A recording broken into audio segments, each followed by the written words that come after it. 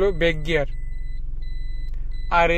আরে হচ্ছে back gear, আর হচ্ছে ব্যাক গিয়ার। তো আপনি যদি ব্যাগে যেতে চান তাহলে আপনার গিয়ারটাকে আরে কনভার্ট করতে হবে, তাহলে আপনি সামনে থেকে পিছনে যেতে পারবেন আরে কনভার্ট করলে। আর এন তো হচ্ছে নিউট্রাল মানে আমি কিছুক্ষণের জন্য কিছুক্ষণের জন্য কোথাও দাঁড়ালাম, অথবা রাস্তায় জ্যাম লাগলো, পিতে তো পার্কিং অনেক দূর, এনতে রাখলে গাড়িটা নিউট্রাল, গাড়ির সামনেও যাবে না পিছনেও যাবে না। তবে উঁচু নিচু জায়গা থাকলে, যদি আপনি উঁচুর দিকে থাকেন তাহলে নিচে চলে আসবে, যদি নিচের দিকে থাকেন উপরে চলে যাবে।